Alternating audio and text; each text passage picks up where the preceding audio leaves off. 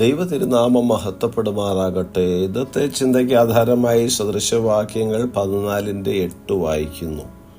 വഴി തിരിച്ചറിയുന്നത് വിവേകിയുടെ ജ്ഞാനം, ചതിക്കുന്നതോ ഭോഷന്മാരുടെ ഭോഷത്വം. ക്രിസ്തുയേശുവിൽ ഏവർക്കും സ്നേഹവന്ദനം.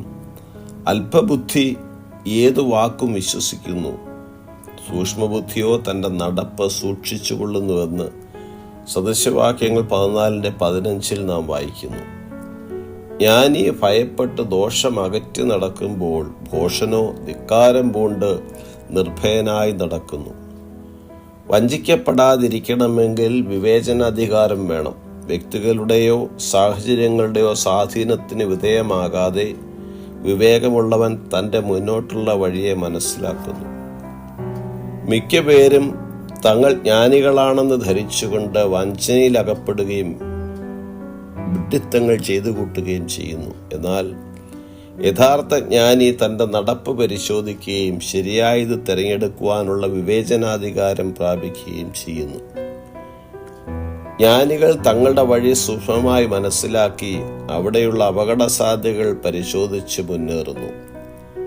ലൗകിക ജ്ഞാനത്തിലൂടെ ഭോഷന്മാർ വിഡ്ഢികളായി ജീവിക്കുകയും വഞ്ചിക്കപ്പെട്ട മനസ്സിനുടമയായി തീരുകയും ചെയ്യുന്നു. ഒരു വഴിയുടെ നന്മ അതിൻ്റെ ലക്ഷ്യസ്ഥാനത്താകയാൽ നേരുള്ള വിവേകത്തോടെ അത് തിരഞ്ഞെടുക്കുന്നു.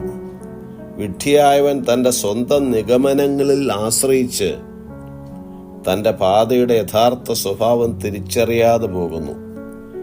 വീണുപോയ ലോകത്താണ് താൻ ജീവിക്കുന്നതെന്ന് ജ്ഞാനി മനസ്സിലാക്കുകയും നീതിയുടെ വഴിയിൽ നിന്ന് നാശത്തിലേക്ക് തന്നെ നടത്തുവാൻ ശ്രമിക്കുന്ന പ്രതിയോഗിയുടെ പദ്ധതിയെ മനസ്സിലാക്കുകയും ചെയ്യുന്നു.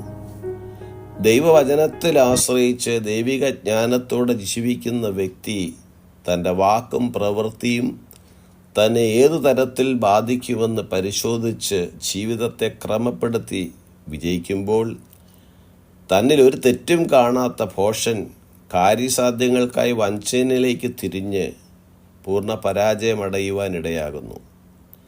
യഹോവയല്ലോ ജ്ഞാനം നൽകുന്നത്, അവൻ്റെ വായിൽ നിന്ന് പരിജ്ഞാനവും വിവേകവും വരുന്നു.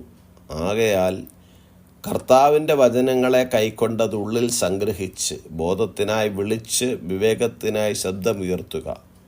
ഭോഷന്മാരുടെ കെണിയിൽ അകപ്പെട്ടു പോകാതെ ദൈവിക ജ്ഞാനം സംസാരിച്ച് വിവേകമുള്ളവനായി തീരാം. ഈ വചനങ്ങളാൽ ദൈവം നമ്മേവരെയും അനുഗ്രഹിക്കുമാറാകട്ടെ. God bless us all.